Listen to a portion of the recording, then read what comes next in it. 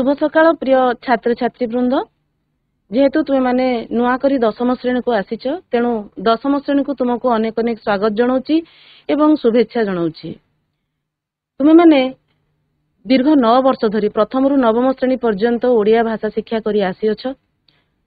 तुमर श्रेणीर प्रत्येक अधिकांश पाठ्यपुस्तक ओडिया भाषा रे अछि, तथापि भी ओडिया भाषार व्याकरण संपर्क जेतले आमे चिंता करू तमर अनेक गुडे संदेह रहुछि एवं ओडिया भाषा रे निजर भाव को प्रकाश करने समय विशेष कर लेखिबा समय व्याकरणगत त्रुटि रहुछि एवं शब्द गठन रे मध्य अनेक समस्या रहुछि। तेबे आज आमे जे विषय सब आज ठारू आलोचना आरंभ करिवु सेगुड़िक आलोचना करने क्रम निश्चित भाव में तुमको भल भाव में ओडिया बुझिबा कहिबा एवं लेखिबारे साहाय्य मिलिबो एवं जदि आज जहाँ तुम सहित मु आलोचना करी जदि ता तुमे पूर्वरु बुझी पारि ना कौनसी कारणवशत किंबा जानि ना तेबे जानिबो, जदि तुमे जानिच किंतु भूली जाइच तेबे तुमर मने पड़िबो आ जदि तुमे जानिछ भल भाबरे तेबे तार पुनः अभ्यास निश्चित भाबरे हेबो। तेणु मु आशा करूची जे आजिकार जो पाठ्य विषय आमे आलोचना करिबा ताकू तुमे ध्यान पूर्वक शुणिबो, जरूरी तथ्य टिपिकी रखिबो एवं आलोचना समय रे सफल भाव से अंशग्रहण करियो बोली मैं आशा करुच्ची। आज आमे मुख्यतः शब्द गठन एवं वर्ण रूप संपर्क में पुणी थे आलोचना करबा। कौन सी शब्द गठन ना आमे अनेक गुड़िया हजार हजार असंख्य शब्द आमे जानिचु, हजार हजार शब्द आमे व्यवहार करुचु।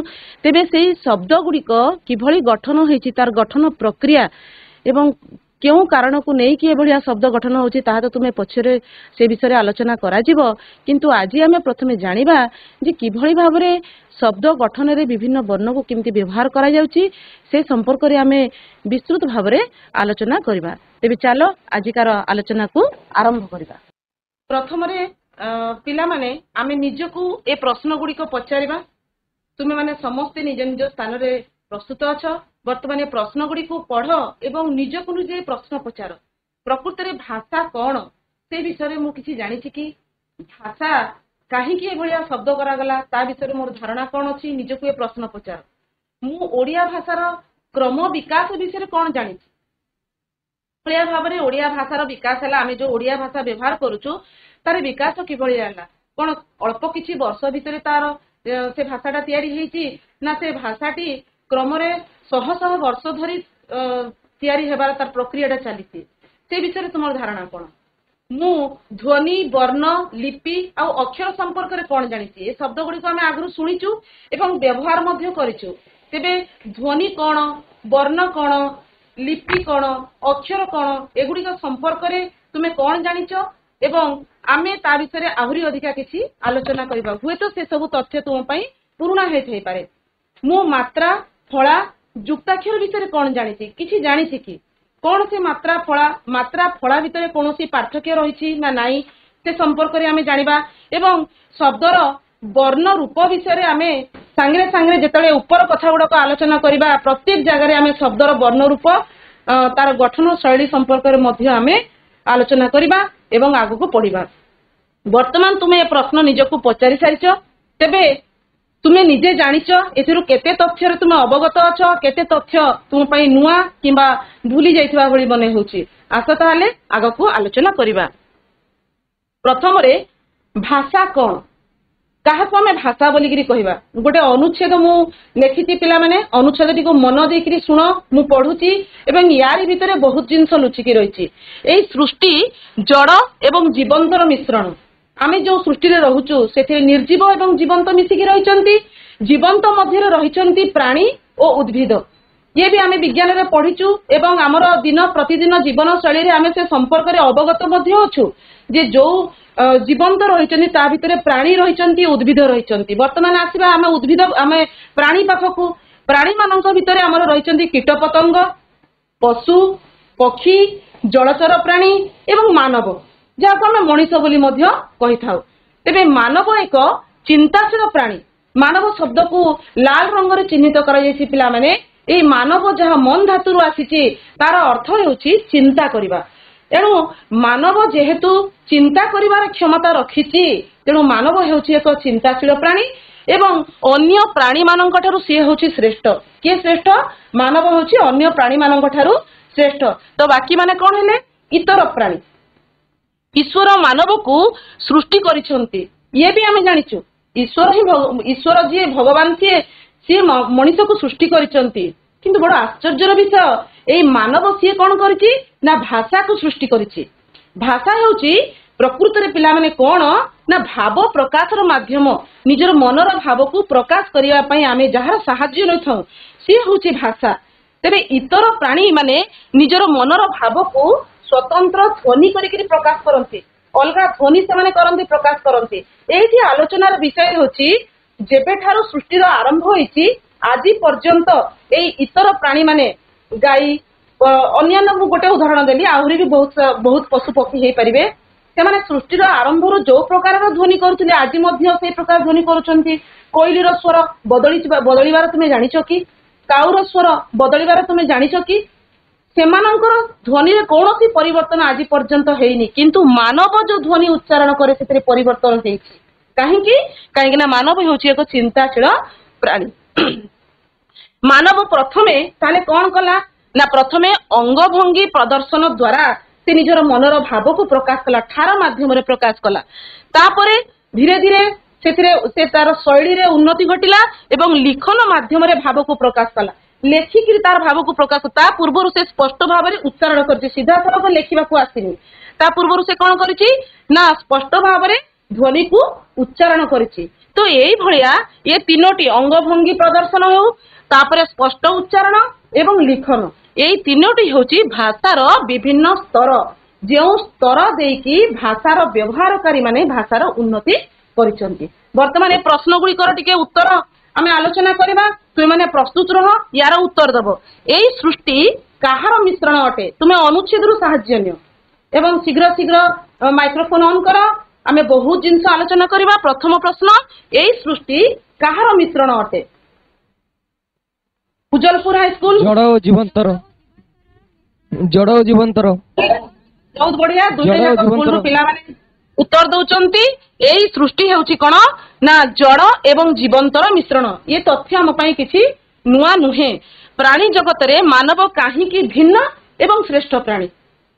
कौन पई मानव भिन्न तुमे निज भाषा रे मध्य कहि परिबो। एम्ति नुहे जे अनुच्छेदर सीधा सड़क वाक्य को व्यवहार करिवो। तुमे निज भाषा रे कुह प्राणी जगत रे मानव काहे की अलगा, भिन्न काहे की आ श्रेष्ठ काहे की, बाकी माने काहे की इतर प्राणी। शीघ्र शीघ्र उत्तर दियो। पीएस हाई स्कूल उत्तर दियो। कौन पई प्राणी जगत रे मानव होची अलगा भिन्न? जहा जानुच उत्तर दियो, किछि भूल होबनी। प्राणी भितरे मानव काहे की भिन्न? मानव एक चिंताशील प्राणी। चिंताशील प्राणी। उत्तर दउचंती जे मानव हेउची एक चिंताशील प्राणी। ए मानव केउ धातुरु आसीची? मन धातुरु आसीची। मन रो अर्थ होची चिंता करिबा। ता परवर्ती प्रश्न, भाषार प्रथम स्तरटी कोन? प्रथमे मनीष को भलिया निजर मनर भाव को प्रकाश करथला, सेटा प्रथम स्तर। ताले प्रथम स्तर कोन देखो एठी अछि? कोडा प्रथम स्तर हबो? को स्तर रे से प्रथमे निजर भाव को प्रकाश करथला? बहुत बढ़िया। अंगभंगी प्रदर्शन करिकी ठीक अछि, ठार माध्यम रे अंगभंगी करिकी से निजर भावना को प्रकाश करूथला। तापरे भाषार तीनिटी स्तर मध्यरु केउ स्तर द्वारा समय एवं दूरता को आमे जीति पारिछु? या विषय रे मु तुमको वर्तमान किछि कहिनी, तुमे चिंता करिकरी को। भाषार जो ए तीनोटी स्तर रहिछि, प्रथम होछि अंगभंगी प्रदर्शन, तापर होछि स्पष्ट उच्चारण एवं तृतीयटा होछि लिखन। या ए तीनोटी स्तर रु केउ स्तर रे आमे समय को जीति पारिछु, दूरता को जीति पारिछु? मु निश्चित जे तुमे जहा उत्तर दबो ठीक उत्तर दबो। कोडा ठीक उत्तर हो कहले देखि? को शीघ्र को। अन्य स्कूल माने मध्य चेष्टा करो। केउ स्तरटी द्वारा आमे समय को जीति पारिछु एवं दूरता को जीति पारिछु? ये तुम पई चिंता करिवार विषय। मु कहि देबी, या परे मु निश्चित भाबरे ए कथा कहिबे। को लिखन। बहुत बढ़िया, शाबाश। तुमे जा हो चिंता करिचो। लिखन द्वारा आमे समय को जीतिचु। बहुत बढ़िया। केमती जीतिचु वर्तमान मु कहि दोची। देखो आग दुईटी स्तर अंगभंगी प्रदर्शन हो किंबा आमर ध्वनि उच्चारण करवा हो या द्वारा कौन होची आम सामना रे जी अछि आमे ता सहित निजर भाव को अदल बदल करूछु निज मनर भाव को प्रकाश करूछु किंतु लिखन गोटे एभଳି शैली बाहरिला जहा द्वारा कौन हला ना आम ठारू बहुत दूरतारे थिबा व्यक्ति पाखु आमे लेखिकिरी किछि पठे देई पारुछु तो आमे दूरता को जितिलु एवं परवर्ती होची समय को केमति जितिलु ना 100 वर्ष पूर्वरु तालपत्र रे जहा लेखा हेकिरी अछि आजि मध्य आमे ताको सेई भावटा को पाई पारुछु तो एथिरे आमे समय को मध्य जिति पारिछु ताले सबुठु उन्नत शैली हमर कोटा आसुची लिखन लिखन होची सबुठारु उन्नत शैली वर्तमान देखिबा पिला माने आमे ओडिया भाषार क्रम विकास केमति घटिछि केमति आमे जो आलोचना करूतले जे प्रकृत रे कोन मात्र किछि वर्ष मध्यरे ओडिया भाषाटा उन्नति तार उन्नति हेछि ना 100 वर्ष लागि जाइछि एठी देखो पिला माने स्लाइड रे मु गोटे गारटे देछि जोटा दुई आड़ को गति करुछि प्रकृत रे एटा होछि आजि पई आम पई ए होछि समय रेखा एवं ए समय रेखा रे मझिरे मु काटी देबी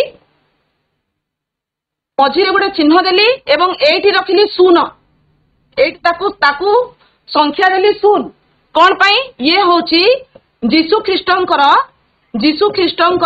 जन्म समय समयर गणना पाई ऐतिहासिक माने समय रेखार व्यवहार करथांती जेउथिरे जीसु ख्रीष्टंको जन्म को जदि हमें शून्य नेबा तार पूर्व समय गुडाक अछि ताकू कहा जाय होछि ख्रीष्ट पूर्व ताकू कहा जाय ख्रीष्ट पूर्व एवं एठी जेतु जागा कम अछि आमे प्रति गोटे गार को 100 वर्ष नै जिबा ए भलिया 100 वर्ष काहे कि तीर चिन्ह अछि कारण केबे ठारो से समयर आरंभ आमे निजे मध्ये जानिनु असीम एवं केबे पर्यंत जीव से मध्ये हमकु जणा नाही तेनु दुई आड़े समयर रेखाटा गति करुछि एवं तळकु जीशु ख्रीष्टंकर जन्म परवर्ती समय को आमे कोन कहबा ख्रीष्टाब्द ताको आमे ख्रीष्टाब्द बोली कहबा एठी प्रत्येक गोटे वर्ष को गोटे 11 देइकरी आमे चिन्हिबा कथा किंतु स्थानर अभाव जोगु आमे प्रति गोटे 11 को 100 वर्ष लेखाय धरिबा तो ए प्रकार वर्तमान आमे कोठी अछु ना 2024 मसिया रे अछु आमे 2024 एट लेखि दोछि आमे 2024 मसिया रे अछु एवं ता माने जीशु ख्रीष्टंकर जन्म परे 2000 वर्ष अतिक्रम हेकी तापरे पुनी 24 वर्ष आसी गलानी काहे की कहूची ऊपर को से भलिया एठी हला प्रथम शतक होची एक ताकू लेखा जिवो एक प्रथम शतक होची एक तापरे आगु को बढ़ी जिवो 2 तो से हेला कोन 100 वर्ष 200 वर्ष 300 वर्ष ए प्रकार रो गति करिवो तेबे काहे की ए कथा मु कहिली काहे कि ए प्रकार रो मु कहिली ना ख्रीष्टपूर्व तृतीय शताब्दी रे अशोकंकर जो शिलालेख रही अर्थात पत्थर देहरे जहाँ खोदेई हेची सेथिरु प्रमाण में तार किसी सामंजस्य वर्तमान रो ओडिया भाषा सहित रही ख्रीष्टपूर्व तृतीय शताब्दी जदि आमे कहिदेलु तेबे ख्रीष्टपूर्व तृतीय शताब्दी केते पर्यंत गला 1 2 3 ए जो 300 वर्ष गला ता माने 2000 आ 300 अर्थात 2300 वर्ष पूर्वर कथा से शिलालेख रे रही वर्तमान भाषा सहित सामंजस्य जेतेबेले कि अशोक एई भूखंड को अधिकार करथिले तापरे ख्रीष्टपूर्व द्वितीय शताब्दी रे द्वितीय शतक रे अर्थात 200 वर्ष जोड़ा कह जाउची वर्तमान ठारू सेटा कोन होबो ना 2000 एवं 200 अर्थात 2200 वर्ष पूर्वरु हमर भरत मुनि तांकर से नाट्य शास्त्र रचना करथिले एवं से नाट्य शास्त्र रे से उड्र शब्द रो व्यवहार करथिले चिंता करी देख जो ओडिशा शब्द आम बर्तमान व्यवहार करूँ से कही उड्र बोली गोटे जाति आ उड्र बोली गोटे उपभाषा अच्छी बोली से कही एवं ख्रीष्टपूर्व प्रथम शताब्दी अर्थात जीशु ख्रीष्टंकर जन्मर 100 वर्ष पूर्व आज 21 वर्ष पूर्व खारबड़ यही भूखंड रे से जो शिलालेख रखिंट से जो शब्द व्यवहार होती वर्तमान रो ओडिया भाषा सहित अनेक तार सामंजस्य रही तो एथुरु आमे कौन जानिलु ना आज 2300 वर्ष पूर्व को ओडिया भाषार चेरा लंबी केवल सेतिकी नुहे पिला माने सारा भारत रे जो आर्य माने बसति स्थापन करथिले से संपर्क रे कहया गले आज 5000 रु 6000 वर्ष आगु को ଆମର ଯେଉଁ ଆର୍ଯ୍ୟ ମାନେ ବସତି ସ୍ଥାପନ କରିଥିଲେ ସେମାନଙ୍କ ସମୟରେ ବେଦର ପ୍ରମାଣ ମିଳେ ଏବଂ ସେତେବେଳର ଭାଷାକୁ କଣ କୁହାଯାଉଥିଲା? ବୈଦିକ ଭାଷା କୁହାଯାଉଥିଲା। କିନ୍ତୁ ଏହି ବୈଦିକ ଭାଷା କେବଳ ଉଚ୍ଚ ବର୍ଗର ଲୋକ ବ୍ୟବହାର କରୁଥିଲେ। ସାଧାରଣ ଜନତାଙ୍କ ପାଇଁ ସେଇ ବୈଦିକ ଭାଷା ଟିକେ ସରଳୀକୃତ ହେଲା ଏବଂ ତାକୁ କୁହାଗଲା ଲୌକିକ ସଂସ୍କୃତ। ଏବଂ ଧୀରେ ଧୀରେ ଭାଷା ତ ସବୁବେଳେ ବଦଳୁଛି ବ୍ୟବହାରକାରୀଙ୍କ ମୁଖରେ। ତେବେ ଏଇ ଲୌକିକ ସଂସ୍କୃତ ଧୀରେ ଧୀରେ ମୁଖ୍ୟ ଭାଷା ହେଇଗଲା ଉଚ୍ଚ ବର୍ଗର ପାଇଁ ଏବଂ ପୁଣି ଗୋଟେ ସାଧାରଣ ଜନତାଙ୍କ ପାଇଁ ଭାଷା ଦରକାର। ସେ ସମୟରେ ଆସିଗଲା କଣ? ପ୍ରାକୃତ ଭାଷା। ତାର ଟିକେ ଭ୍ରମାତ୍ମକ ରୂପ ହଉଛି, ୟାର ଟିକେ ଭ୍ରମାତ୍ମକ ରୂପ ହଉଛି ପ୍ରାକୃତ ଭାଷା। ପୁଣି କିଛି କାଳ ଚାଲିଲା ପ୍ରାକୃତ ଭାଷା ମୁଖ୍ୟ ଭାଷା ଭାବରେ ଏବଂ ଯେତେବେଳେ ତାକୁ ଉଚ୍ଚ ବର୍ଗର ଲୋକ ବ୍ୟବହାର କରୁଥିଲେ ପୁଣି ଯାହା ସାଧାରଣ ଜନତାଙ୍କ ପାଇଁ ଟିକେ ଭାଷାର ସରଳୀକୃତ ରୂପ ଆସିଲା, ସେ ହେଲା ପାଲି ପ୍ରାକୃତ। ଖାଲି ପାଲି ଲେଖିଛି, ତାକୁ ପାଲି ପ୍ରାକୃତ ମଧ୍ୟ କୁହାଯାଏ। କିଛି ବର୍ଷ ପାଲି ଭାଷା ମୁଖ୍ୟ ଭୂମିକାରେ ରହିଲା ଏବଂ ସାଧାରଣ ଜନତାଙ୍କ ପାଇଁ ପୁଣି ଭାଷା ତାଙ୍କ ମୁଖରେ ପରିବର୍ତ୍ତିତ ହେଲା। ସେତେବେଳେ ତାକୁ କୁହାଗଲା ପିଲାମାନେ ଅପଭ୍ରଂଶ ଭାଷା ଆସିଲା ଏବଂ ଅପଭ୍ରଂଶରୁ ପୁଣି ଆଉଥରେ ଏଠି କଣ ହେଲା ନା ଏ ସମୟରେ ଅପଭ୍ରଂଶ ଯେତେବେଳେ ଆସିଗଲା ଭାଷା ମୁଖ୍ୟ ଭାଷା, ସେତେବେଳେ ସାଧାରଣ ଲୋକଙ୍କ ମୁହଁରେ ବିଭିନ୍ନ ପ୍ରକାରର ଭାଷା ମାନେ ପାଲି କିଛି ପ୍ରାକୃତ କିଛି ଅପଭ୍ରଂଶ ଭଳିଆ ମିଶିଗଲା। ତାକୁ କୁହାଗଲା ମିଶ୍ର ଭାଷା। ଏବଂ ସେ ମିଶ୍ର ଭାଷା ଭାରତରେ ଅନେକ ତାର ରୂପ ଅଛି। ଆମେ ଅନ୍ୟ ରୂପ ବିଷୟରେ ଜାଣିବା ଦରକାର ନାହିଁ। ଆମର ଯୋଉ ରୂପ ଅଛି ଏଇ ମିଶ୍ର ଭାଷାରୁ ବାହାରିଲା ଆମର ମାଗଧୀରୁ ଆସିଲା ଟିକେ ପରିବର୍ତ୍ତିତ ହେଇକିରି ଶହ ଶହ ବର୍ଷ ଭିତରେ ପରିବର୍ତ୍ତନ ହେଇଛି। ଅର୍ଦ୍ଧ ମାଗଧୀ ଆସିଗଲା। ବର୍ତ୍ତମାନ ଅର୍ଦ୍ଧ ମାଗଧୀରୁ ଯେଉଁ 4ଟି ପୂର୍ବ ଭାରତୀୟ ଭାଷାର ସୃଷ୍ଟି ହେଇଛି ତା ଭିତରେ ରହୁଛି ଉଡ୍ରି ବା ଓଡ଼ିଆ, ଉଡ୍ରି କୁହାଯାଉଥିଲା ତାକୁ ଆଗ, ଓଡ଼ିଆ, ମୈଥିଳି, ବଙ୍ଗଳା ଏବଂ ଆସାମୀ। ତାହେଲେ ଏଥିରୁ ଆମେ କଣ ଜାଣିଲୁ ନା ଏଇ 4ଟି ପୂର୍ବ ଭାରତୀୟ ଭାଷା ଭିତରେ ପିଲାମାନେ ସବୁଠୁ ପୁରୁଣା ଭାଷା କୋଉଟା କହିଲ ଦେଖି? ବାରଗଡ଼ ଗଭର୍ଣ୍ଣମେଣ୍ଟ ଗାର୍ଲସ ହାଇସ୍କୁଲ କୁହ, ସବୁଠୁ ପୁରୁଣା ଭାଷା ତମକୁ କୋଉଟା ଲାଗୁଛି? ତଳ ବର୍ଗରେ ଯୋଉ ଅଛି ଓଡ଼ିଆ, ମୈଥିଳି, ବଙ୍ଗଳା, ଆସାମୀ, କୋଉଟା ସବୁଠୁ ପୁରୁଣା ଭାଷା ପରିକା ଲାଗୁଛି କୁହ? ତୁମେ କୁହ, ଯାହା କହିବ ଠିକ ହବ। କୁହ କୋଉଟା ପୁରୁଣା ପରିକା ଲାଗୁଛି ୟା ଭିତରେ? ପ୍ରାଚୀନ କୋଉଟା? ଓଡ଼ିଆ। କାହିଁକି ନା 2300 ବର୍ଷ ପୂର୍ବରୁ ତାର ଇତିହାସ ଆମେ ପାଉଛୁ ନାଇଁ କି? ତେଣୁ ଏ ସେବେଠୁ ତାର ଚେର ଲମ୍ବିକି ଆସିଛି ବର୍ତ୍ତମାନ ଓଡ଼ିଆ। ଏଇଠି ପିଲାମାନେ ବହୁତ ବଢିଆ ବସ, ଏଇଠି ପିଲାମାନେ ମନେ ରଖ ଯେ ସାରା ସମଗ୍ର ବିଶ୍ୱରେ ଯେତେ ଭାଷା ଅଛି ତା ଭିତରେ ସର୍ବବୃହତ୍ ଭାଷା ସବୁଠୁ ସମୃଦ୍ଧ ଭାଷା ଥିଲା ହଉଛି ସଂସ୍କୃତ ଏବଂ ସାରା ବିଶ୍ୱରେ ଦ୍ୱିତୀୟ ବୃହତ୍ତମ ଭାଷା କଣ ଜାଣିଛ? ଶୁଣିକି ତୁମକୁ ଗର୍ବ ଅନୁଭବ ହବ। ଦ୍ୱିତୀୟ ବୃହତ୍ତମ ଭାଷା ହଉଛି ଓଡ଼ିଆ। କାହିଁକି? ଏଇ ଓଡ଼ିଆ ଭାଷାରେ ସବୁଠାରୁ ତାର ଶବ୍ଦ ଭଣ୍ଡାରଟା ବିଶାଳ।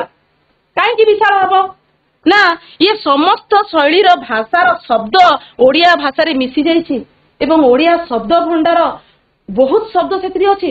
ତେଣୁ ସିଏ ହଉଛି ସମୃଦ୍ଧ ଭାଷା ଏବଂ ପୃଥିବୀରେ ଦ୍ୱିତୀୟ ବୃହତ୍ତମ ଭାଷାର ସେ ମାନ୍ୟତା ପାଇଛି।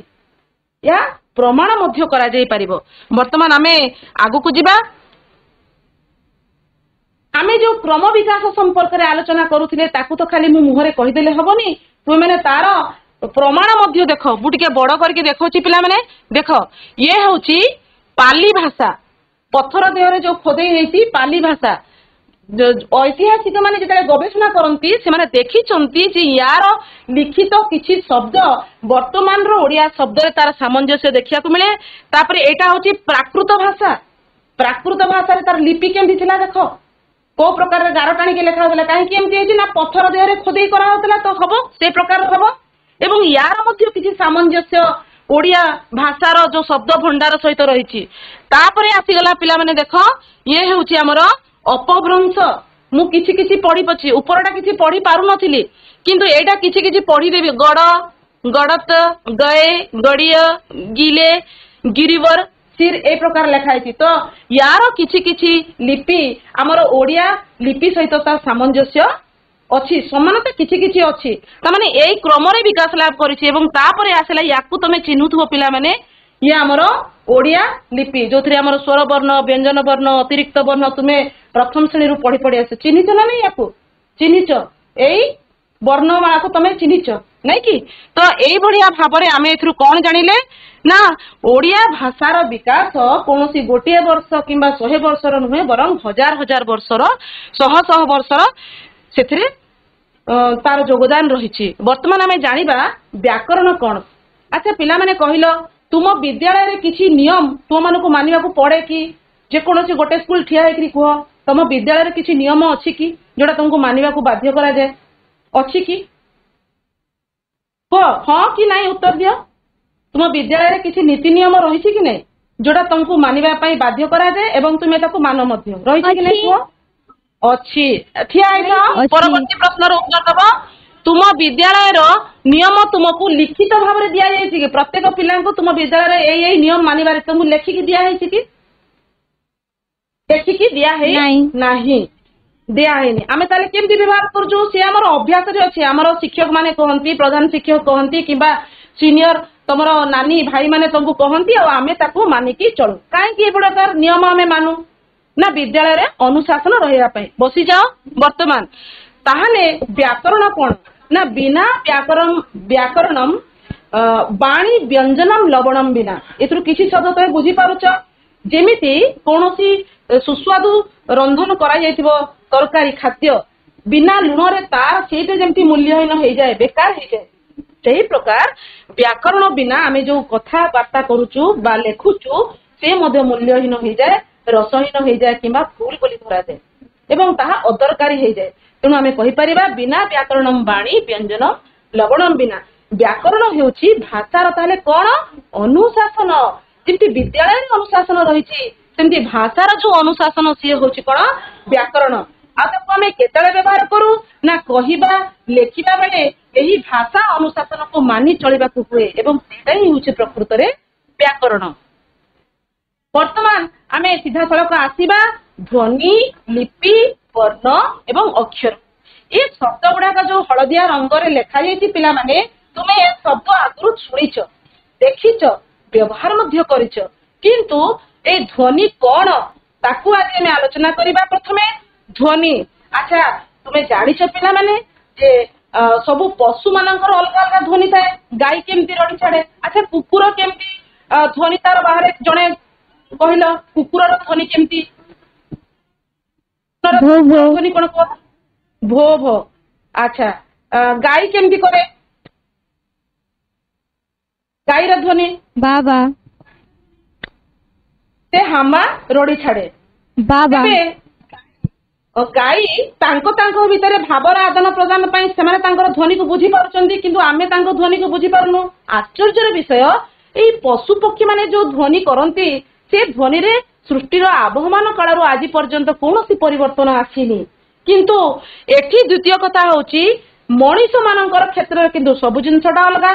ମଣିଷ ଚିନ୍ତାଶୀଳ ଯେହେତୁ ସେ ଯୋଉ ଧ୍ୱନି ଉଚ୍ଚାରଣ କରେ, ମନେ ରଖ ପିଲାମାନେ, କେବଳ ମଣିଷ ଯୋଉ ଧ୍ୱନି ଉଚ୍ଚାରଣ କରେ ତାକୁ କୁହାଯାଏ କଣ?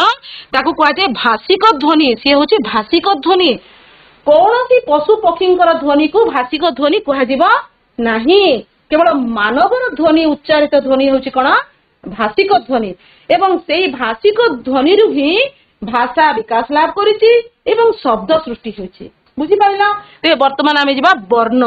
ବର୍ଣ୍ଣ କଣ? ଏମିତି ବର୍ଣ୍ଣ କହିଲେ ଆମେ ରଙ୍ଗକୁ ବୁଝୁ, ବର୍ଣ୍ଣ କହିଲେ ଆମେ ରଙ୍ଗକୁ ବୁଝୁ, କିନ୍ତୁ ଏଠି କଣ ବର୍ଣ୍ଣ କହିଲେ ରଙ୍ଗ କି? ଏଠି କଣ କୁହାଯାଉଛି ନା ମଣିଷ ଯୋଉ ସବୁ ଧ୍ୱନି ଉଚ୍ଚାରଣ କରୁଛି, ଆମେ ଯୋଉ ସବୁ ଧ୍ୱନି ଉଚ୍ଚାରଣ କରୁଛୁ ତାର ଉଚ୍ଚାରଣଗତ ରୂପ ହେଉଛି ବର୍ଣ୍ଣ।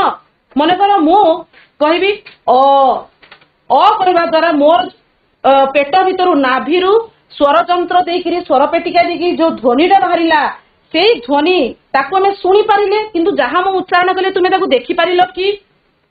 ମୁଁ ଯୋଉ ଉଚ୍ଚାରଣ କଲି ତୁମେ ତାକୁ ଦେଖିଲ ନା ଶୁଣିଲ? ଶୁଣିଲ। ତେଣୁ ଧ୍ୱନିର ଉଚ୍ଚାରଣଗତ ରୂପକୁ ଆମେ କଣ କହିବା ପିଲାମାନେ? ବର୍ଣ୍ଣ କହିବା।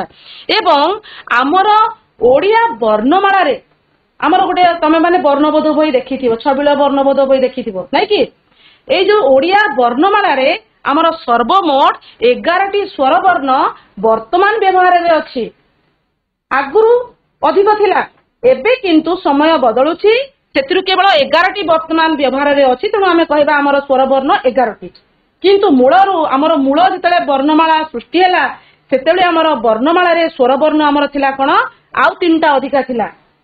ବଡ ରୁ ଗୋଟେ ଥିଲା, ଲୁ ଏବଂ ଲୁ 2ଟା ଥିଲା। ମୁଁ ଯୋଉ ପୂର୍ବ ଚିତ୍ର ଦେଖେଇଥିଲି ସେଥିରେ ଥିଲା, ଆଉ ଥରେ ଦେଖେଇଦେବି ତୁମକୁ ଆଜି ଆଲୋଚନା ପରେ ପୁଣି ଦେଖେଇଦେବି। 11ଟି ସ୍ୱର ବର୍ଣ୍ଣ କିନ୍ତୁ ବର୍ତ୍ତମାନ ବ୍ୟବହାରରେ ଅଛି ଏବଂ ତାକୁ ଆମେ କେମିତି ଉଚ୍ଚାରଣ କରିବା? ଉଚ୍ଚାରଣ କଲେ ବର୍ଣ୍ଣ, ଉଚ୍ଚାରଣ କଲେ ବର୍ଣ୍ଣ। କେମିତି ଉଚ୍ଚାରଣ କରିବା? ଅ ହେଲା, ଏକ ମାତ୍ରା ଉଚ୍ଚାରଣ ହେଲା ଅ, 2 ମାତ୍ରା ଉଚ୍ଚାରଣ ହବ ଆ, 2ଟି ମାତ୍ରା ଉଚ୍ଚାରଣ ହେଲା ଇ, ଗୋଟିଏ ମାତ୍ରା ଉଚ୍ଚାରଣ ହେଲା ଇ, 2ଟି ମାତ୍ରା ଉଚ୍ଚାରଣ ହେଲା। ସେଇ ପ୍ରକାର ଉ ଉ, ରୁ ଏ ଐ ଓ ଔ, ଏ ସବୁ ଏକ ମାତ୍ରା 2 ମାତ୍ରାର ଉଚ୍ଚାରଣ। ତେବେ ଉଚ୍ଚାରଣରେ ଆଉ ଗୋଟେ ମାତ୍ରା ମଧ୍ୟ ଅଛି, ତାକୁ କୁହାଯାଏ ଲୁପ୍ତ ମାତ୍ରା। ସେ କଣ ନା ଟିକେ 3ଟା ମାତ୍ରାରେ ଉଚ୍ଚାରଣ ହୁଏ। କେମିତି 3ଟା ମାତ୍ରାରେ ଉଚ୍ଚାରଣ ହବ? ମନେକର ଆମେ ଯେତେବେଳେ କାନ୍ଦୁ, କାନ୍ଦିଲା ବେଳକୁ ଆମେ ଟିକେ ଲମ୍ବେଇକିରି କାନ୍ଦୁ, ତ ସିଏ 3ଟା ମାତ୍ରାରେ ଉଚ୍ଚାରଣ ହଉଛି। ମନେକର ଦୂରରେ ମୋର ସାଙ୍ଗଟେ ଅଛି, ମୁଁ ତାକୁ ଡାକୁଛି ଏ କହି ଡାକୁଛି, ତ ଏଠି ସେ ଯୋଉ ଏ ବୋଲି ଉଚ୍ଚାରଣ କଲେ ଏଇଟା କଣ ସେଇ ଏ କି ନୁହେଁ? ଏ ବୋଲି ଆମେ ଲମ୍ବେଇକି ଡାକୁଛୁ, ତେଣୁ ସେ ଜାଗାରେ ସେ 3 ମାତ୍ରା ଉଚ୍ଚାରଣ ହେଲା। ତାପରେ ଯଦି ଆମେ ବଡ ପାଟିରେ ଚିତ୍କାର କରୁଛୁ ବା ଆମର ଦେହର ମନେକର କ୍ଷତ ହେଇଗଲା, ଆମେ ବଡ ପାଟିରେ ବହୁତ ଜୋର କଷ୍ଟ ହଉଛି, ଆମେ ଚିତ୍କାର କରୁଛୁ, ସେ ଜାଗାରେ ମଧ୍ୟ ସେ 3 ମାତ୍ରା ଉଚ୍ଚାରଣ ହଉଛି।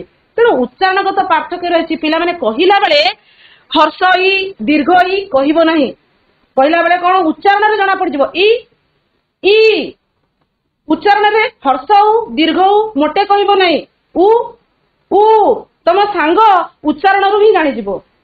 ବୁଝିହେଲା? ଏବଂ ଆମର ବ୍ୟଞ୍ଜନ ବର୍ଣ୍ଣରେ ସେମିତି ଆମର 39ଟି ବ୍ୟଞ୍ଜନ ବର୍ଣ୍ଣ ବର୍ତ୍ତମାନ ବ୍ୟବହାରରେ ଅଛି। ତ 11 ଓ 39 ମିଶେଇକିରି 50। ଏଇ ବର୍ଣ୍ଣମାଳାକୁ ନେଇକିରି, ଓଡିଆ ବର୍ଣ୍ଣମାଳାକୁ ନେଇକି ବିଭିନ୍ନ ବଡ ବଡ ପଣ୍ଡିତ ମାନେ ବହୁତ ବହିରେ ବିଭିନ୍ନ ପ୍ରକାରର ତଥ୍ୟ ଦେଇଛନ୍ତି। କିନ୍ତୁ ସର୍ବସମ୍ମତିକ୍ରମେ ଏବଂ ବିଭିନ୍ନ ପୁସ୍ତକକୁ ଅବଲମ୍ବନ କରି ମୁଁ କହୁଛି ଯେ ବର୍ତ୍ତମାନ ଆମର ବର୍ଣ୍ଣମାଳାରେ 11ଟି ସ୍ୱର ବର୍ଣ୍ଣ ବ୍ୟବହାରରେ ଅଛି ଏବଂ 39ଟି ବ୍ୟଞ୍ଜନ ବର୍ଣ୍ଣ ବ୍ୟବହାରରେ ଅଛି। ଏଇ 39ଟି ବ୍ୟଞ୍ଜନ ବର୍ଣ୍ଣ ଯୋଉ ରହିଛି ପିଲାମାନେ, ତା ଭିତରେ 25ଟା ହଉଛି ବର୍ଗୀୟ ବ୍ୟଞ୍ଜନ। କଣ ବର୍ଗୀୟ ବ୍ୟଞ୍ଜନ? ନା ଏଇ ବର୍ଗୀୟ ବ୍ୟଞ୍ଜନର ବ୍ୟବହାର ଯୋଉ କରାଯାଉଛି ତା ସମୟରେ ଆମର ସବୁ ଧ୍ୱନି ନାଭିରୁ ସ୍ୱରଯନ୍ତ୍ର ଦେଇକି ବାହାରକୁ ପବନ ବାହାରୁଛି। ବର୍ଗୀୟ ବ୍ୟଞ୍ଜନରେ କଣ ହଉଛି? ପାଟି ଭିତରର ବିଭିନ୍ନ ବ୍ୟଞ୍ଜନର ବ୍ୟବହାର ହଉଛି। କଣ ବ୍ୟଞ୍ଜନ?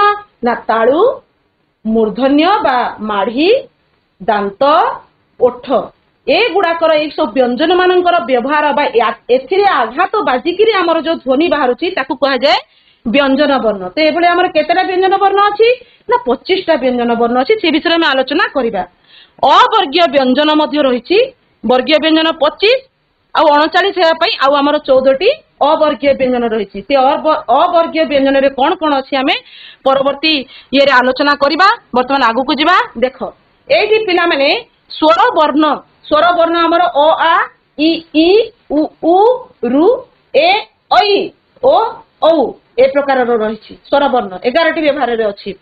ବ୍ୟଞ୍ଜନ ବର୍ଣ୍ଣରେ ବର୍ଗୀୟ ବ୍ୟଞ୍ଜନ କେମିତି ମନେ ରଖିବ? ନା କ ଚ ଟ ତ ପ।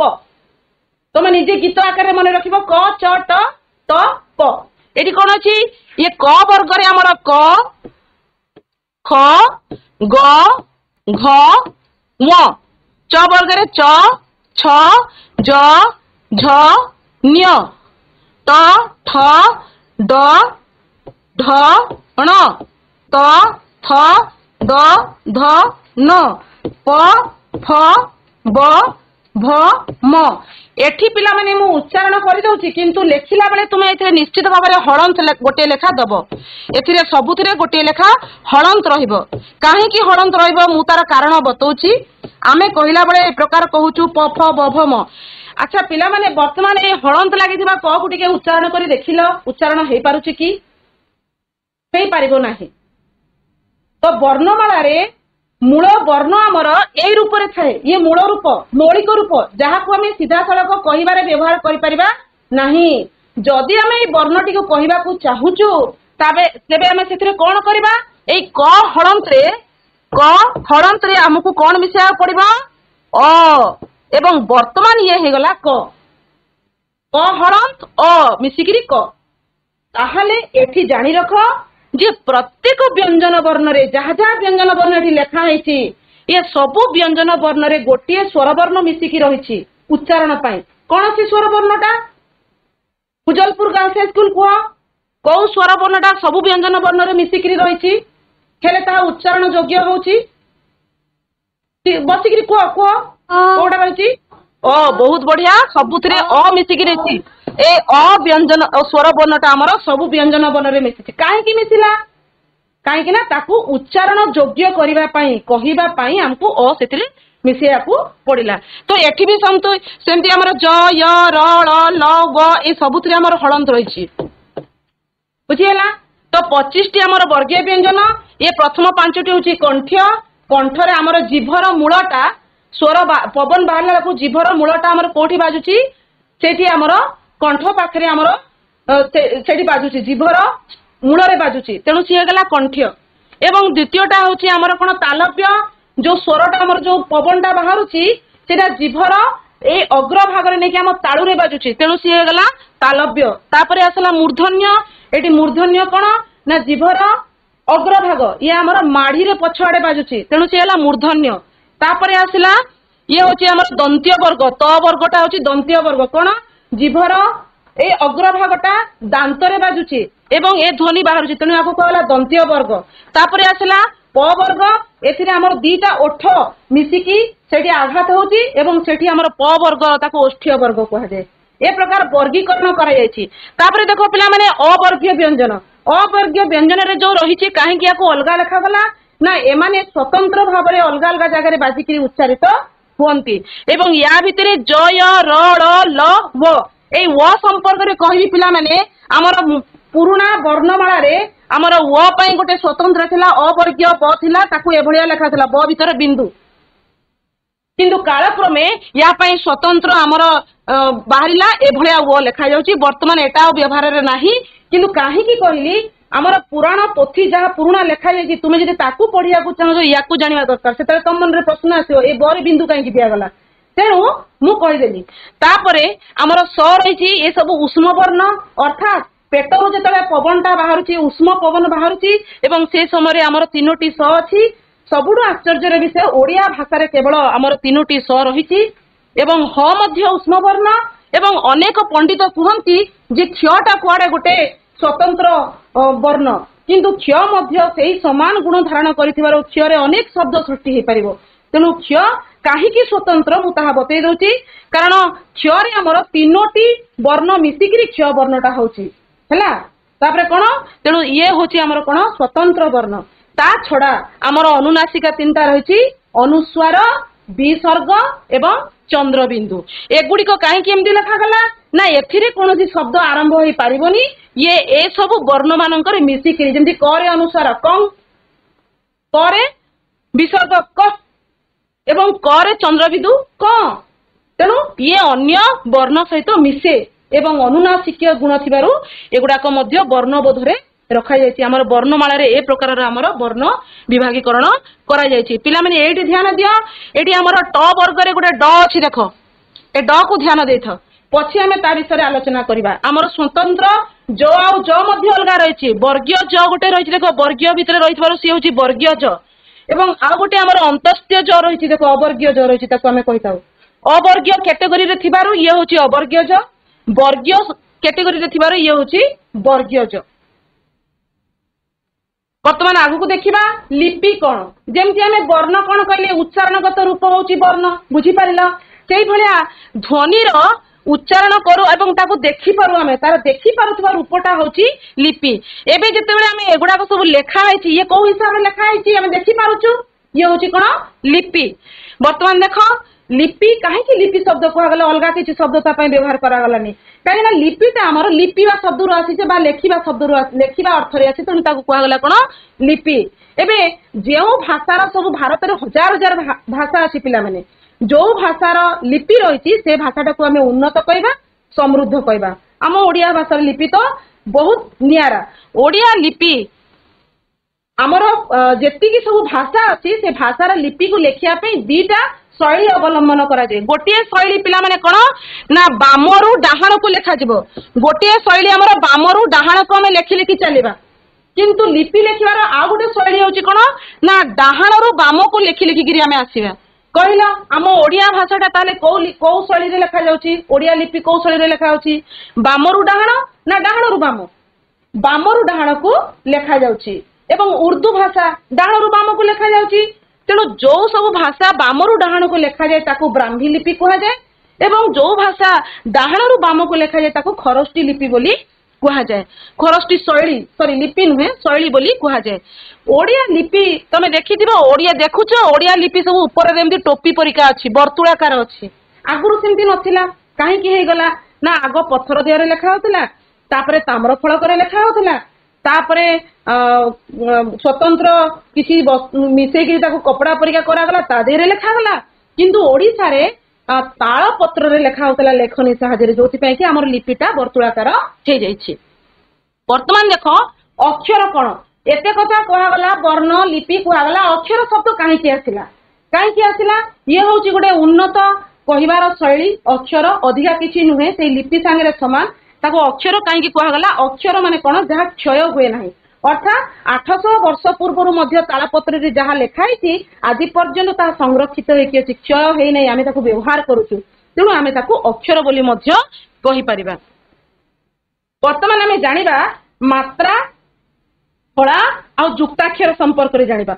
मु निश्चित जे पिला माने तुमे मात्रा कोन सुनिच फला भी सुनिच जुक्ताक्षर भी सुनिच तेबे पिला माने कहि परिबो कि मात्रा एवं फला भितरे किछि पार्थक्य अछि कि रेमंडा हाई स्कूल उत्तर दियो भूल किछि नुहे पिला माने आलोचना समय किछि भूल नुहे ये होछि आलोचना तुमे खुशीर सहित आलोचना रे अंशग्रहण करिवो मु तुमडु से शपथ मध्ये नेइथिली क्लास आरंभ रे तेणु निर्भय रे कुह पिला माने जे हमर मात्रा आ फळा भितरे किछि पार्थक्य रहिछि कि तुमे जहा भी कहबो ता सुनी मु खुशी हेबी मात्रा और फळा भितरे कोन पार्थक्य रहिछि कि तुमको लागुछि कि एटा अलगा को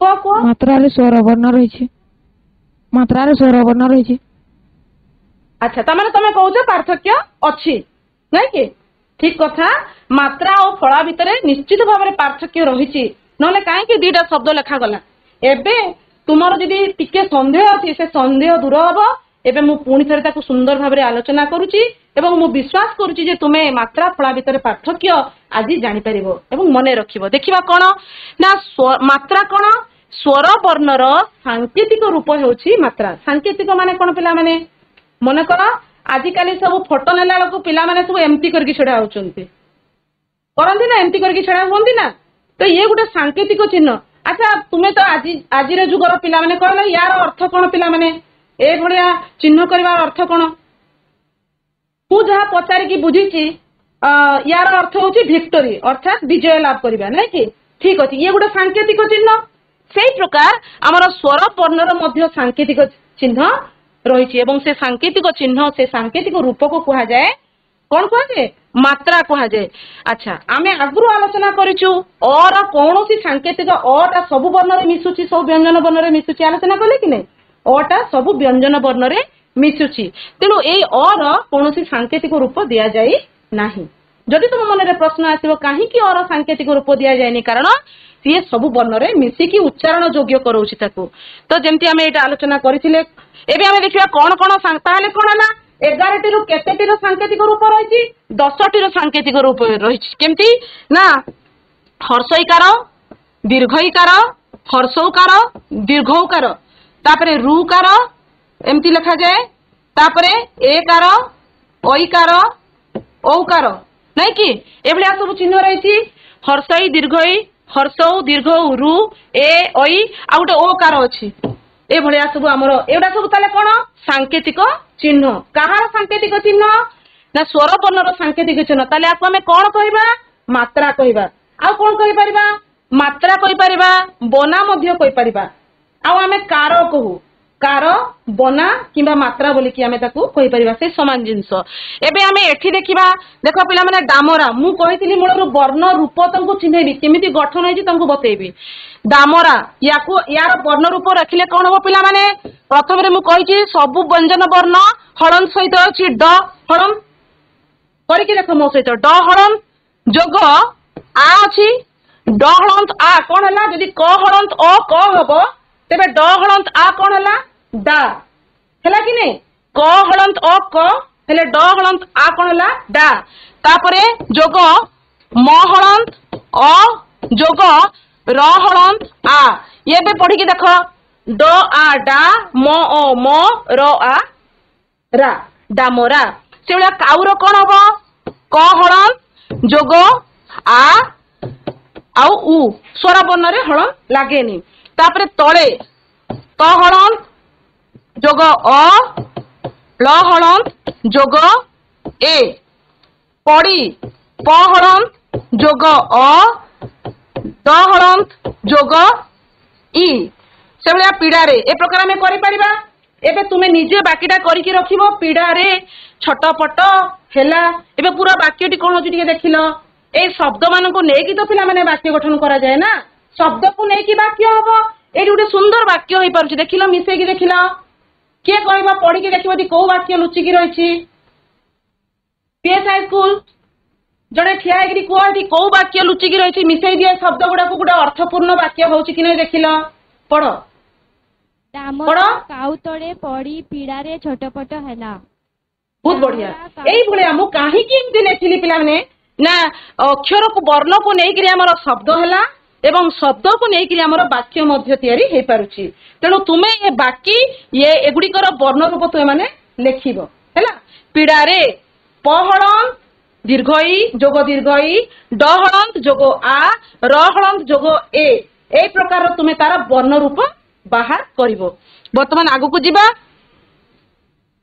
एठी फळा संपर्क रे हमें मात्रा तो जानि गलो पिला माने स्वर वर्णर सांकेतिक रूप एबे हमें फळा को जिबा व्यंजन वर्णर सांकेतिक रूप ही होची फळा जेमति स्वर वर्णर सांकेतिक रूप मात्रा सेमति व्यंजन वर्णर सांकेतिक रूप कोन तार चिन्ह कोन फळा तेबे मने रख ओडिया भाषा रे जेतिकी व्यंजन वर्ण अछि कोन 39 टी व्यंजन वर्ण अछि 39 टी फळा अछि नै ओडिया भाषा रे मात्र 8 टी फळा रहिछि 8 टी फळा रहिछि सेगुडी कोन कोन ना न को नै कि हेछि म ज य र ळ ल व ए गुडी को नै कि हमर फळा हेछि एवं एगुडी केमति हुए व्यंजन वर्ण रे जोडी हबो एवं ता तळे अधा मात्रा रहइबो तार अधा चिन्हटा रहइबो जेमति कि एठी मु किछुटा रखिछि पिला माने प्रथमे हमें मिसेई देबा शीघ्र शीघ्र उत्तर दबो हैला मु आगो कहि दउछि देखो विश्व एडी विश्व देखो ध्यान दियो एपड़ को देखो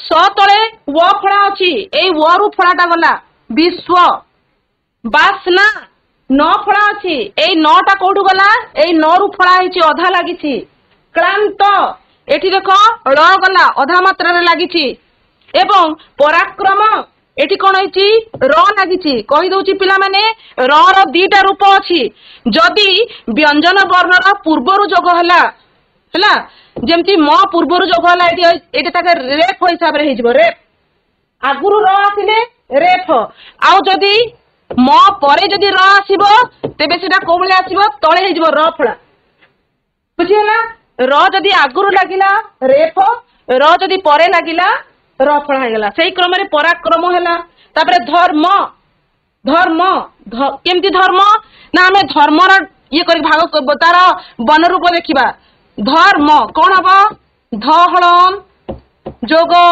र हळन जोग म हळन जोग अ देखो ध हळन जोग र हळन जोग म अ ध र म अ धर्म हैला ए प्रकार रे वर्तमान से बळे अछि हमर ग्रीष्म ग्रीष्म रे म फळा लागिछि एवं साहित्य एथिरे हमर कोन लागिछि य फळा लागिछि तो पिला माने देखिलो एठी कोडा मिसुछि देखो टिके फुलर डेस मन को आनंद दिए शीघ्र शीघ्र जोड़ समय नाही शीघ्र शीघ्र जोड़ बासना फुलर बासना मन को आनंद दे बासना बहुत बढ़िया देश ऋतु रे प्रबल गरम हुए शीघ्र शीघ्र उत्तर दियो ग्रीष्म अन्य ग्रीष्म ऋतु रे प्रबल गरम हुए ग्रीष्म एबे गरम लागुची ग्रीष्म ऋतु रे बहुत बढ़िया खरा दिने अधिक डेस अनुभव हुए गरम लागिबार कोन अनुभव हुए देखिले तु को शब्द लागिबो क्लांत शीघ्र को खरा दिने अधिक क्लांत अनुभव हुए शाबाश जून 21 रे डेस जोग दिवस पालन करा जाए जून 21 रे ଯୋଗ ଦିବସ ପାଳନ विश्व କରାଯାଏ योग କୋଉଟା ହବ? दिवस पालन करा जाए ବହୁତ ବଢିଆ, जून 21 very good, विश्व योग दिवस पालन करा जाए ପାଳନ କରାଯାଏ। ଆଜି ଆମେ ଡେଟ୍ ବିଷୟରେ ଆଲୋଚନା କରୁଅଛୁ। ଆଜି ଆମେ କୋଉ ବିଷୟରେ ଆଲୋଚନା କରୁଛୁ? ସାହିତ୍ୟ ବିଷୟରେ ସାହିତ୍ୟ ରେଡି ପରା ଲାଗିଛି। ତାପରେ ସେବା ହିଁ ଆମର ଡେଟ୍ ଅଟେ। ମାନବର ସେବା କଣ ଅଟେ? ପୁଅ ପୁଅ ପିଲାମାନେ, ସେବା ଆମର କଣ ଅଟେ? କୋଉଟା ରହିଗଲା? ଧର୍ମ କଣ ଲାଗିଛି? ଧର୍ମ। କୋଉ ଫଳ ଲାଗିଛି? ରେଫ ଲାଗିଛି। ତାପରେ ନେତାଜୀ ସୁଭାଷଙ୍କର ଜନ୍ମଦିନକୁ ଡେଟ୍ ଦିବସ କୁହାଯାଏ। ପରାକ୍ରମ ଦିବସ କୋଉ ଫଳ ଲାଗିଛି? ର ଫଳ। ର ଫଳ ଲାଗିଛି। ର ଆଗରୁ ଆସିଛି ନା ପରେ ଆସିଛି? ର ଆଗରୁ ଆସିଛି ନା ପରେ ଆସିଛି? ପରେ ପରେ ଆସିଛି। ଆଗରୁ ରହିଲେ ରେଫ ହବ। ବହୁତ ବଢିଆ, ବସ। ବର୍ତ୍ତମାନ ଆମେ ଆଗକୁ ଯିବା ପିଲାମାନେ, ଯୁକ୍ତାକ୍ଷର ସମ୍ପର୍କରେ ଜାଣିବା। ଯୁକ୍ତାକ୍ଷର କଣ ପିଲାମାନେ? ନା ବର୍ଗୀୟ ବ୍ୟଞ୍ଜନ ଯୋଉ 5ଟା ଥିଲା ତାର ପଞ୍ଚମ ବର୍ଣ୍ଣ ଯଦି ତାର ପୂର୍ବ ବର୍ଣ୍ଣ ଗୁଡିକ ସହିତ ମିଶିବ ଯୁକ୍ତାକ୍ଷର ହବ। ଏହି କ୍ରମରେ ପିଲାମାନେ ଆମେ ଦେଖିବା କ ଚ ଟ ତ ପ। ମୁଁ ଏଠି ଲେଖିଛି କ, ଦେଖ ମୁଁ ଏଠି ବତେଇ ଦଉଛି କ ଖ ଗ ଘ ङ କେମିତି ମିଶିବ ମୁଁ ଗୋଟିଏ କରିକି ବତଉଛି। ଦେଖ ପଞ୍ଚମ କ ବର୍ଗର ପଞ୍ଚମ ବର୍ଣ୍ଣ ହଉଛି କଣ? ङ। କ ବର୍ଗର ପଞ୍ଚମ ବର୍ଣ୍ଣ ହଉଛି କଣ? କ। ଆଉ ଥରେ ଲେଖୁଛି ଖ ଗ ଘ ङ। ପଞ୍ଚମ ବର୍ଣ୍ଣ ହଉଛି ङ। ଏଇ ङ ଦେଖ ପିଲାମାନେ, ङ ଯେତେବେଳେ ୟା ପୂର୍ବରୁ ରହିଲା କ ङ କ ଆଉ ङ କଣ ହେଲା? ङଟା ତ ଆଗରୁ ହେଲା ङ ଯୋଗ କ ଏବଂ କ ମିଶିକି ङ ଯୋଗ କ ସମାନ କଣ ହେଇଗଲା? ଅଙ୍କ।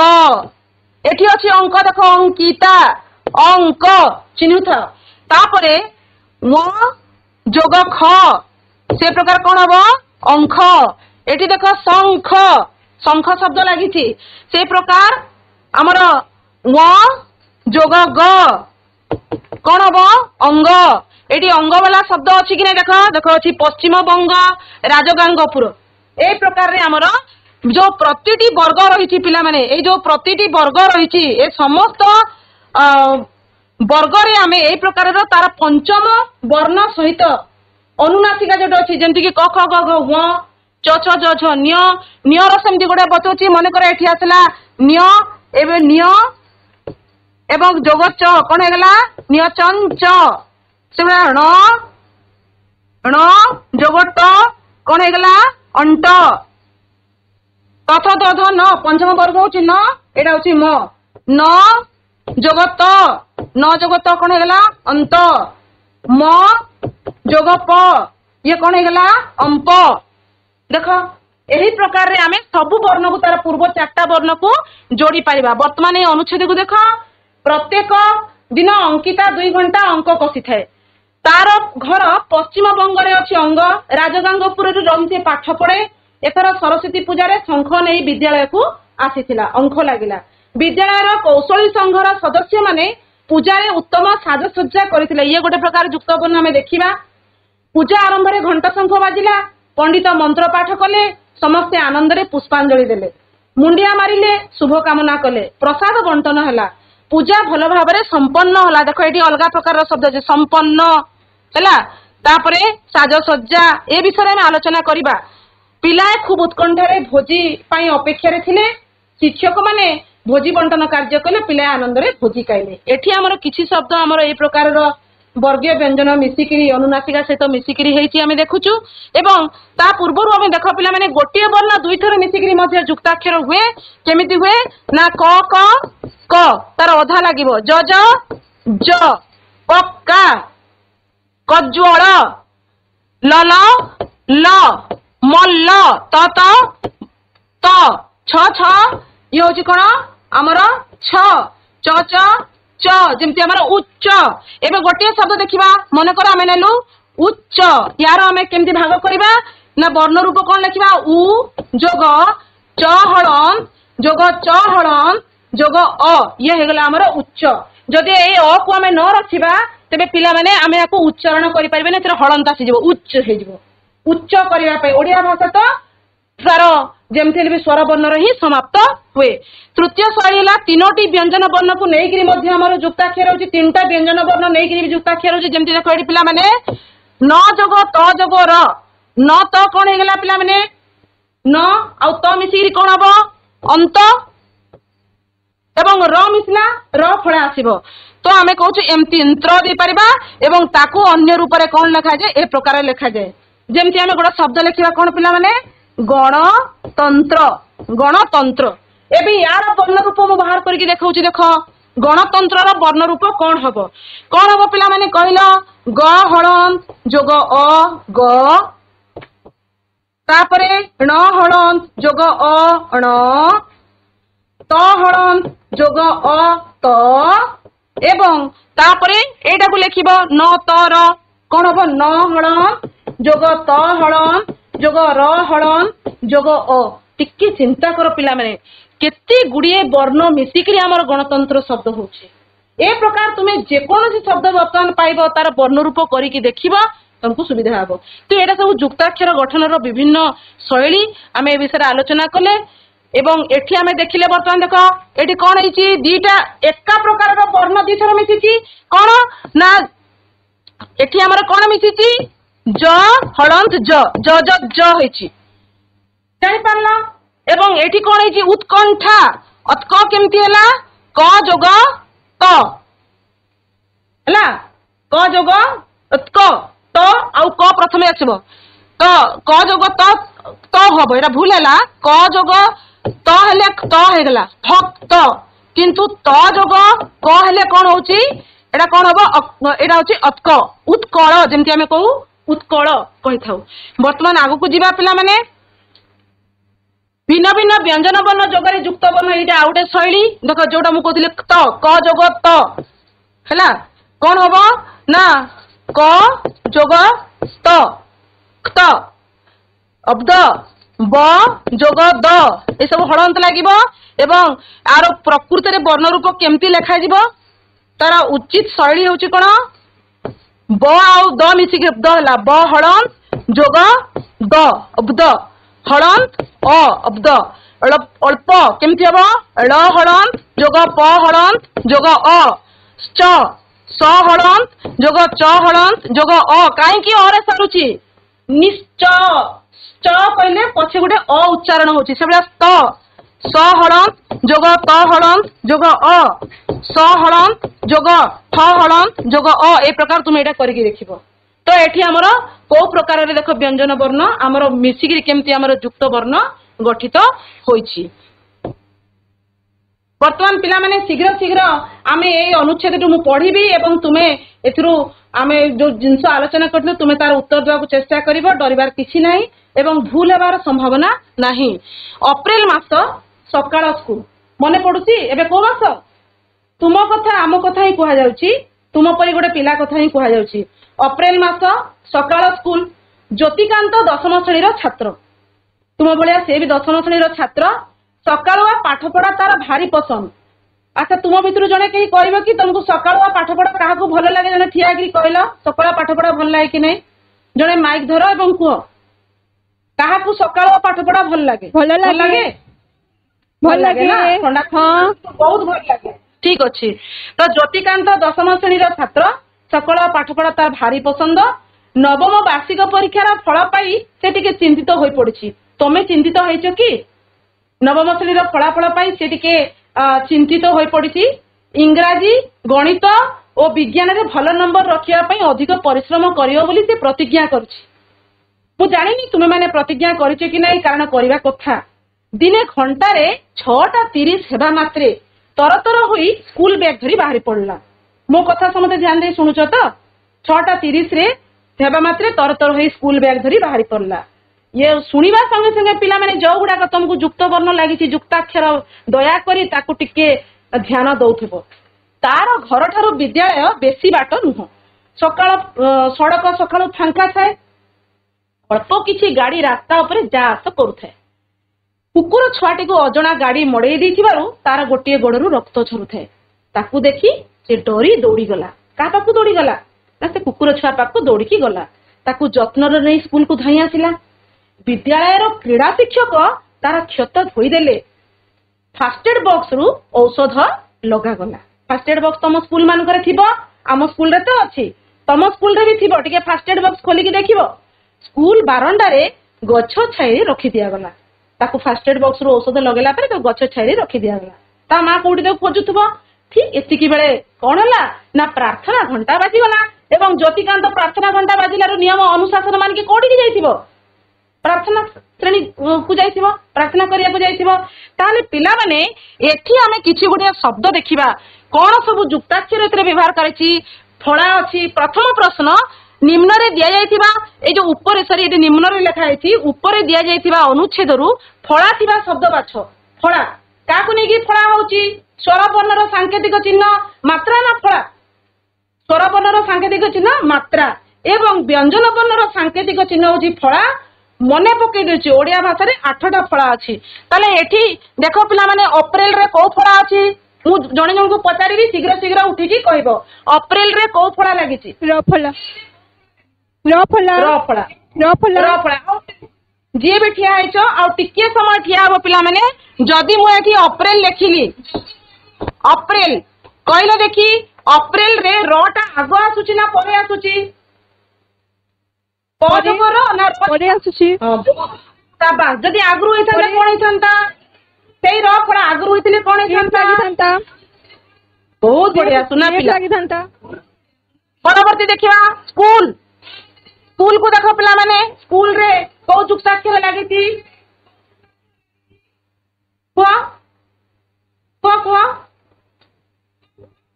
को क फला क फला ना ना क फळा नहीं हमर फळा केतेटा अछि 8टा फळा अछि।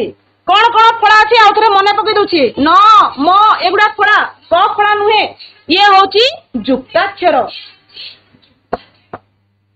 केमती जुक्ताक्षर ना स हळंत जोग क जोग क मिसिरी कोन हेगला क क तेणु क ताले कोन फळा ना जुक्ताक्षर हैछि जुक्ताक्षर। मने रखिबो सब पिला मानकु मोर अनुरोध मने रखिबो ओडिया भाषा रे फळा मात्र 8टी अछि। आंगुरे देखिले ए प्रकार 8टी मात्र फळा अछि। बाकी जा देखुछ सब जुक्ताक्षर। एबे तमरो से डाउट गुडा को दूर हो जिवो। बस ज्योतिकांत ज्योतिकांत ज्योति रे को फळा लागिछि ज्योति रे को फळा लागिछि य बहुत बढ़िया साबा। आउ कांत कांत रे कोन लागिछि को जुक्ताक्षर अछि न जोग कांत रे कोन बहुत बढ़िया न जोग त अनुनासिका न रे त मिसिछि नै कि नतंत होइछि। तापरे देखो श्रेणी रे को फळा लागिछि र फळा। श्रेणी रे र फळा छात्र रे र फळा। तापरे देखो पसंद पसंद अंध केमती होइछि न जोग द कोन हबो अंध। ताले एटा कोन एटा होछि जुक्ताक्षर। एटा होछि जुक्ताक्षर। तापरे देखो पिला माने वार्षिक कोन लागिछि र फळा रेफ। तापरे देखो चिंतित चिंतित नतंत। एठी देखो इंग्रजी रे ये कोन लागिछि इंग अनुस्वार लागिछि इंग चंद्र बिंदु इ नाइ अनुस्वार लागिछि अनुस्वार हैला। तापरे विज्ञान विज्ञान विज्ञान रे कोन अछि देखिलो क्यों ज आउ निय मिसिछि। देखो पिला माने ज जोग निय ज जोग निय हेकरी ज्ञ हैला। एडी ध्यान दियो जदि निय जोग ज हबो निय जोग ज हेले सेटा कोन हे जिवो अंज हे जिवो अंज। तो ज जोग निय हेछि तेणु ज्ञ विज्ञान विज्ञ अज्ञ ए प्रकार शब्द हबो। तापरे देखो प्रतिज्ञा से बड़ा अछि। अच्छा घंटा रे को जुक्ताक्षर अछि घंटा रे को घंटा रे को जुक्ताक्षर बहुत बढ़िया शाबाश न जोग टंट।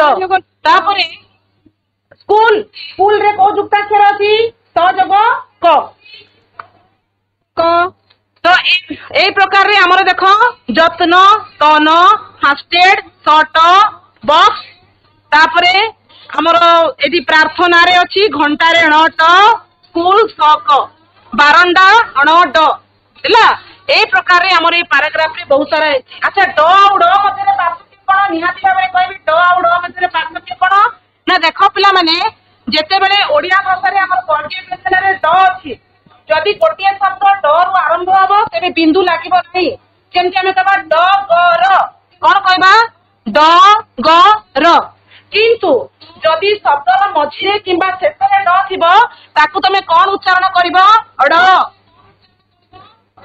অড ড নুহে অড অডরে শব্দ আরম্ভ হুয়ে নাই ঠিক সেভাবে ঢ এবং র মধ্যে আছে যেমতি আমি কবা ঢগ বিন্দু লাগিবনি কিন্তু গঢ় আমি লেখিলাকু বিন্দু দউনু যেটা ভুল গঢ় বিন্দু লাগিব অঢ উচ্চারণ হলা বুঝি পারিল ফার্স্টেড বক্স স্কুল কইলে দেখি পিলা মানে শব্দ গুড়াক ওড়িয়া শব্দ ভଣ୍ଡାରକୁ কোউ ভাষাରୁ আসিব